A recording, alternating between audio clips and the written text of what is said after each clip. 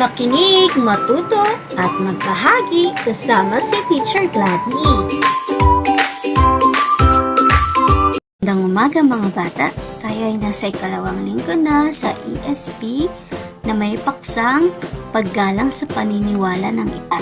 Sa pagtatapos ng araling ito, ikaw ay naasahan na nakapagpapakita ng paggalang sa paniniwala ng kapwa. Sa paunang gawain, susubukin natin sa gitna ng mga sumusunod, isulat ang letra ng tamang sagot. Ngayon naman mga bata, balikan natin ang ating nakaraang aralin. Panuto iguhit ang masayang muka kung ang larawan ay nagpapakita ng tamang gawi at malungkot na muka kung hindi. Una, nagliligpit ng pinagkainan si Noemi. Ang tamang sagot ay masayang muka, mahusay.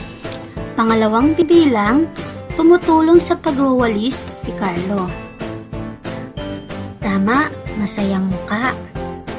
Pangatlong bilang, naglalaro lang si Kat habang naglilinis si ate. Ang tamang sagot ay malungkot na muka. Pang-apat, umiiwas si Yumi sa utos ni nanay. Ang tamang sagot ay malungkot na muka. Panglima, masayang sinusunod ni Norly ang utos ni tatay. Ang tamang sagot, masayang muka. Mahusay mga bata. Ngayon dumako tayo sa tuklasin natin. Ang mga Pilipino ay may iba't ibang paniniwala tungkol sa dakilang lumikha.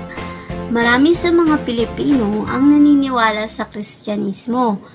Kabilang dito ang relihiyong Katoliko, Iglesia ni Cristo, at Protestante. Meron ding naniniwala sa Islam. Bagamat iba-iba ang mga paniniwala ng mga Pilipino, mahalagang igalang ang mga ito. Ilan sa mga paraan ng pagpapakita ng paggalang sa paniniwala ng iba ay ang mga sumusunod. Sa unang larawan, makikita natin pakikipagkaibigan sa may ibang paniniwala. Pangalawa, paggalang sa lugar ng sambahan ng ibang relihiyon.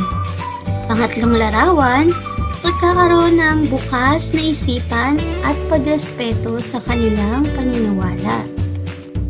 Pang-apat, paggalang sa kanilang paraan ng pakikipag-ugnayan o pagsamba.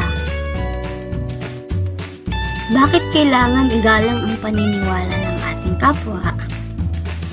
Ginagawa mo ba ito? Paano mo ipapakita ang iyong paggalang sa paniniwala ng iyong kapwa? May iba't ibang paniniwala ang mga Pilipino tungkol sa dakilang lumikha. Ang paggalang at pagtanggap sa pagkakaiba-ibang ito ay susi sa pagkakaunawaan at pagkakaroon ng kapayapaan. Sagutan ng tama at maayos ang pagyamanin natin sa inyong mga modules. Gawain isa, pag-aralan ng bawat larawan, tulayan ng larawan na nagpapakita ng paggalang sa paniniwala ng iba. Gawain dalawa, iguhit sapat lang ang isang parisukat kung ang sitwasyon ay nagpapakita ng paggalang sa paniniwala ng iba. At isang bilog kung hindi, nagpapakita ng paggalang sa paniniwala ng iba. Gawain tatlo, gumupit o gumuhit ng mga larawan na nagpapakita ng paggalang sa paniniwala ng iba. Itikit ito sa iyong papel o kwaderno. Paliwanag ang iyong napiling larawan. Tandaan, ang paggalang sa paniniwala ng iba ay mahalaga sa pamumuhay ng payapa. Gawin ang mga sumusunod na gawain sa inyong module. Isabuhay natin.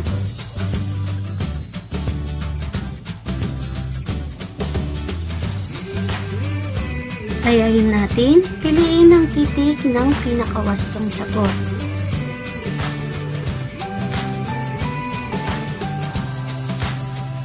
At para sa panghuling gawain, sumulat ng pangako ng paggalang sa paniniwala ng iba.